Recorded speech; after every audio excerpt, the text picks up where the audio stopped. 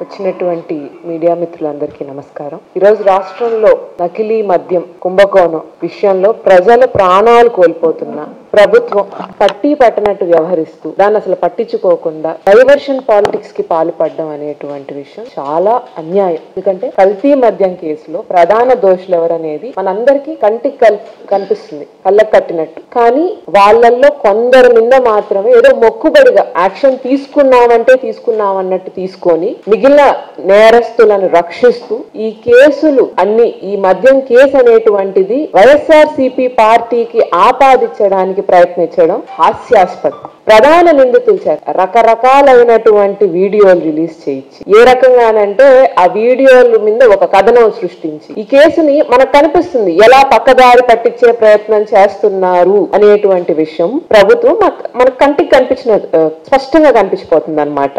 TDP పార్టీకి సంబంధించినటువంటి కొంతమంది నాయకులు పేర్లు ఎఫ్ఐఆర్ లో ఉంటే ఆ నాయకులని టీడీపీ పార్టీ నుంచి సస్పెండ్ చేసేసి మేము యాక్షన్ తీసేసుకున్నాము అని చేతులు దులుపుకుంటుంది ప్రభుత్వం. కాకపోతే మనం ఇక్కడ గుర్తించాల్సిన విషయం ఏంటంటే వైఎస్ఆర్సీపీ పార్టీలో అప్పుడు మద్యం ఇట్లా కల్తీ మద్యం తీసుకొచ్చారని చెప్పి రకరకాల ప్రచారణలు చేసి కావాలని చెప్పి వైఎస్ఆర్సీపీ పార్టీని నాయకుల్ని జగనన్న మీద కేసు నెట్టడానికి ప్రయత్నించారు. దానికి సంబంధించి మీరు ఆల్రెడీ ఒక సిట్ సంబంధించిన టీమ్ ని ఏర్పాటు చేసుకున్నారు. ఆల్రెడీ ఒకవైపు కల్తీ మద్యం మీద ఆ సిట్ విచారణ జరుపుతుంది. అది జరుపుతున్నప్పుడు సిట్ విచారణకి సంబంధించి మీరు ఈ కల్తీ మద్యం రావడాన్ని ఎలా కనుక్కోలేకపోయారు? కనుక్కొని ఉండాల్సింది కదా మీరు కల్తీ మద్యం రాగానే స్టేట్ లోకి. కాబట్టి మీరు ఇంత పెద్ద మద్యం కుంభకోణం జరుగుతుంటే సిబిఐ ఎంక్వైరీ చేయించకుండా కేవలం సిట్ టీమ్ ని ఏర్పాటు చేసి సిట్ విచారణ చేస్తుంది,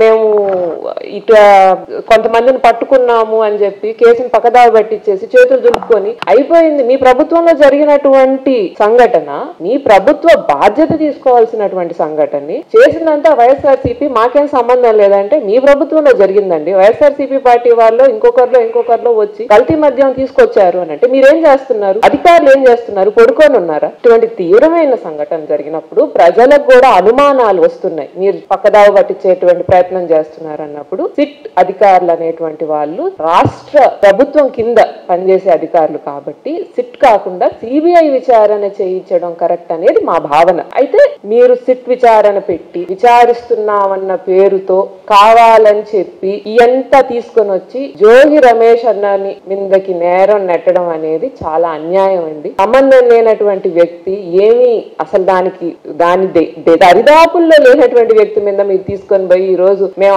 ఆయన మీద ఆపాదించేసి మేము తప్పుకుంటాం అని అనుకోవడం చాలా అన్యాయము.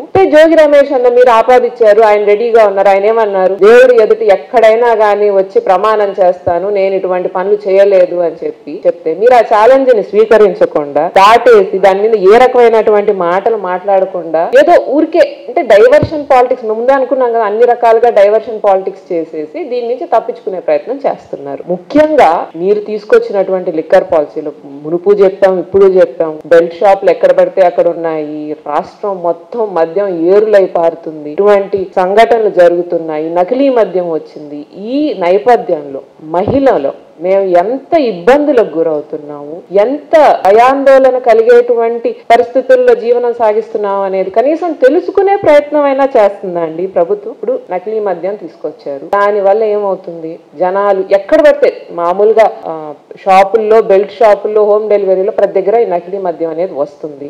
దాని వల్ల అనారోగ్యం పాలై లివర్లు, కిడ్నీలు చెడుపుకొని ఆరోగ్యం కోలుకోకుండా ప్రజలు ప్రాణాలు కోల్పోతున్నారు. లాస్ట్ కి వాళ్ళ ప్రజల ప్రాణాలు కోల్పోతుంటే ప్రభుత్వానికి చీమ కుట్టినట్టయినా ఉందా? ఏం యాక్షన్ తీసుకున్నారు? నకిలీ మద్యాన్ని మీరు షాపుల్లో ఉంటే దాన్ని నిరోధించడానికి ఏం చర్యలు తీసుకుంటున్నారు ప్రభుత్వం? ఏ రకమైన చర్యలు తీసుకోవట్లేదు. కనీసం నకిలీ మద్యం అనేటువంటిది షాపుల్లోనో లేకపోతే బెల్ట్ షాపుల్లో దొరుకుతుంది కదా, నకిలీ మద్యం కోసం కనీసం రైడ్లైనా జరుగుతున్నాయా, దాడులైనా చేస్తున్నారా? నకిలీ మద్యం దొరుకుతుందా, దొరకట్లేదా అని చెప్పి ఏమీ లేదు. ఈ రోజు కుటీర పరిశ్రమలాగా ఎక్కడ పడితే అక్కడ మద్యం తయారీకి సంబంధించి రకరకాలైనటువంటి ఈ షాపుల్లో అయితే ఏమి, బెల్ట్ షాపుల్లో అయితే ఏమి అవైలబిలిటీ వచ్చి ఈ రాష్ట్రం నుంచి పక్క రాష్ట్రానికి కూడా వెళ్ళిపోతున్నాయి అని అంటే మద్యం తయారీకి సంబంధించి మీరు దాని గురించి పట్టించుకోవట్లేదనే కదా. 4 బాటిల్లో 1 బాటిల్ మద్యం, కల్తీ మద్యం ఉంది అంటే 25% వచ్చే దాంట్లో మొత్తంలో 25% కల్తీ మద్యం ఉంది. ఒకప్పుడు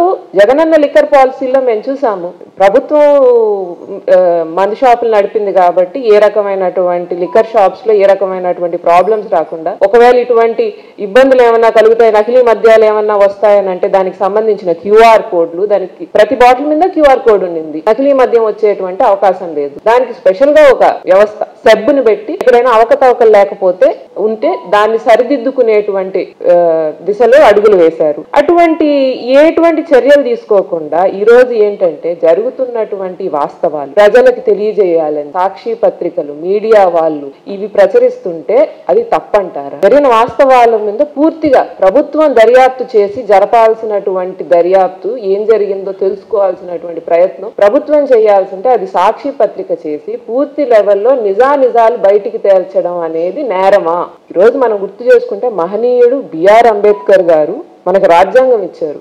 ఆ రాజ్యాంగంలో అతి ముఖ్యమైనటువంటి వ్యవస్థ ఏదన్నా ఉందంటే అది మన మీడియా వ్యవస్థ అని చెప్పడానికి నేనేం సందేహించట్లేదండి. అటువంటి వ్యవస్థ 4th ఎస్టేట్ మనకి ఈ దేశంలోనే మీడియాకి అంత పవర్ ఉంది. అటువంటి మీడియా వాళ్ళు మీద దాడులకి పాల్పడుతున్నారు ఈరోజు కూటమి ప్రభుత్వం అంటే చాలా దారుణం. అంటే కొన్ని పత్రికల్లో జగనన్న మీద, లేకపోతే వైఎస్ఆర్ పార్టీ మీదో, వైఎస్ఆర్ కాంగ్రెస్ కార్యకర్తల మీద, ప్రతి ఒక్కళ్ళ మీద రకరకాలైనటువంటి అవాస్తవాలు, సత్యం లేదు, నిందలు, ఇష్టం వచ్చినట్టు అసత్యాలు ప్రచురిస్తే ఏమీ పట్టనట్టుండి ఈరోజు మీ గురించి నిజాలు బయటకి నిగ్గుదేలుస్తుంటే వాళ్ళ మీద కన్నెర్ర చేసి ఒక పక్షపాత ధోరణి మనకు కనిపించిపోతుంది. మీడియా వాళ్ళు మాకు సపోర్ట్ చేసే మీడియా అయితే మేము వాళ్ళు ఏం రాసినా వదిలేస్తాం, మాకు సపోర్ట్ చేయకుండా మీడియాలు ఏం రాసినా కానీ వాళ్ళ మీద మేము దాడులకు దిగుతాము, వాళ్ళని మేము ఇబ్బందులు పెడతాము. ఈరోజు మనం చూస్తున్నాం సాక్షి పత్రిక ఎడిటర్ గారు ధనుంజయ రెడ్డి గారు వాళ్ళ ఇంటికి హైదరాబాద్కి వెళ్ళి గత 2-3 రోజులుగా చూస్తున్నాం కదా, నెల్లూరు జిల్లా పోలీసులు హైదరాబాద్కి వెళ్ళి మకాం వేసి అక్కడ నోటీసుల పేర్లతో వాళ్ళని ఇబ్బందులు పెట్టి నానా యాగి చేసి రకరకాలైనటువంటి భయాందోళనకి ఎడిటర్లని లేకపోతే పత్రికా విలేకరులని గురి చేస్తున్నారు అనేది మనకు అర్థమైపోతుంది. ఇది దుర్మార్గం, ఇది దౌర్జన్యం, పత్రికా స్వేచ్ఛని అరికట్టే ప్రయత్నం. అక్రమ కేసులు పెట్టిన, రకరకాలైనటువంటి భయాందోళనకు మీరు గురి చేసిన సాక్షి మీడియాలో పనిచేసే వాళ్ళందరూ నిజం వైపు నిలబడి ధైర్యంగా నిజాలు బయటికి తీసుకురావడాన్ని ప్రజలందరూ కూడా హర్షిస్తున్నారు. మీరు నెల్లూరు జిల్లాలో కూడా సాక్షి మీడియాకు సంబంధించినటువంటి, సాక్షి బ్యూరోకి సంబంధించినటువంటి మస్తాన్ రెడ్డి గారి మీద కావాలని కేసులు పెట్టి ఆయన్ని ఇబ్బంది పెట్టి ఇంకా రకరకాలండి. ఒక నెల్లూరు జిల్లా ఏముంది, జలదంకి సాక్షి రిపోర్టర్ వాళ్ళ ఇంటికి వెళ్ళి వాళ్ళ ఎక్సైజ్ డిపార్ట్మెంట్ వాళ్ళు పోయి వాళ్ళ ఇంట్లో వాళ్ళతో వాళ్ళు ప్రవర్తించినటువంటి విధానము ఎంత అన్యాయము, బాధాకరము. ఇటువంటి రకరకాలైనటువంటి పనులు చేసి అంటే మీరు తప్పు చేస్తే ఎవరు ప్రశ్నించకూడదా? ప్రశ్నించే వాళ్ళు ప్రతి ఒక్కళ్ళ మీద కేసులు వేస్తారా? ఈ రకంగా ఒక రకంగా సాక్షి రిపోర్టర్ని మనం ఇబ్బంది పెడుతున్నారని అంటే అందులో ఇక్కడ మస్తాన్ రెడ్డి గారు అయ్యప్ప దీక్ష చేస్తున్నారు. అంటే భగవంతుడు అంటే కూడా భయం లేనటువంటి వ్యక్తిగా మీరు ప్రభుత్వం పేరు తెచ్చుకుంటుందో ఏమో తెలియదు. ఆయన దీక్షలో ఉన్నారు, దీక్షకి నియమాలు ఉంటాయి. ఆయనకి ఆ దీక్షకు సంబంధించినటువంటి నియమాలు కూడా ఆయన పాటించకుండా పొద్దున్న నుంచి సాయంకాలం దాకా ఎంక్వైరీలని స్టేషన్కి తెప్పించుకొని రకరకాల బాధలు పెట్టి తప్పు కదా. ఆయన ఏదైనా మీరు విచారించాలని అనుకుంటే దాని పరిమితి సమయంలో ఆయన చేస్తున్నటువంటి దీక్షను గౌరవిస్తూ చేయాలి. కానీ కావాలని ఇబ్బంది పెట్టడం, ఈ సమయంలో ఆయనకి మానసిక ఒత్తిడి తీసుకురావడం అనేది చాలా అన్యాయం, చాలా దుర్మార్గం. ప్రభుత్వం అనేటువంటి వాళ్ళు ప్రజల కోసం పనిచేయాలి, ప్రజలకు ఇచ్చిన హామీలు నిలబెట్టుకోవాలి. ప్రజలకు ఏమన్నా ఇబ్బందులు జరుగుతుంటే వాటిని నిరోధించే విధంగా ముందుకు అడుగులు వేయాలి. అది వదిలేసి ప్రజలకు, మహిళలకు, మా మహిళలకు అనేకమైనటువంటి వాగ్దానాలు, హామీలు ఇచ్చి ఆ హామీలను పూర్తి స్థాయిలోనే మర్చిపోయి ఇప్పుడేవో కొన్ని కొన్ని ఇచ్చిన హామీలు మాత్రం అరాకొరగా పూర్తి చేశారు, కొన్ని అయితే అసలే పూర్తి చేయాలి, అసలు వాటిని పట్టించుకోవట్లేదు కూడా. కాబట్టి ప్రశ్నించే వారిని మీరు నోరు నొక్కేస్తున్నారు, వాస్తవాలు చెప్పే వాళ్ళని మీరు పట్టించుకోవట్లేదు, ప్రజలు ప్రాణాలు పోతుంటే మీరు పట్టించుకోవట్లేదు, మహిళలకు మీరు ఇచ్చిన వాగ్దానాలు పట్టించుకోవట్లేదు, కక్ష సాధింపు చర్యలు, ఏదన్నా మీ మీద ఎవరైనా మాట్లాడితే సాక్షి మీడియా మీద దాడులు, ఇంకేదన్నా పత్రికా విలేకరులని టార్గెట్ చేయడం తప్ప మీరు ఏమీ చేయట్లేదు. ప్రభుత్వ పనితీరు చూస్తే ప్రజలు అసహించుకుంటున్నారండి. ఈ రకంగానా ప్రభుత్వం పనిచేసేది? కాబట్టి ఈ రోజుకైనా మీ తప్పులు మీరు తెలుసుకొని ప్రభుత్వ పెద్దలు పనితీరు మార్చుకోవాల్సింది అని ఈ సందర్భంగా నేను తెలియజేసుకుంటున్నాను.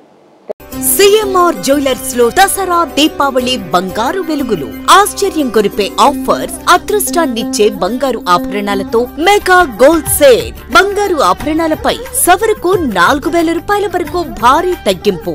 బంగారం లాంటి ఆఫర్ మీ చేతిలో. బంగారు ఆభరణాలపై తరుగు 3% నుండి, వడ్డాణాలపై తరుగు 10% నుండి. మీ పాత బంగారం మార్పిడిపై ప్రతి గ్రాముపై 100% వాల్యూ పొందండి. బంగారు ఆభరణాలపై అతి తక్కువ తరుగు మంజూరీ లేదు. సిల్వర్ రెగ్యులర్ ఆర్టికల్స్ పై తరుగు లేదు, మంజూరీ లేదు.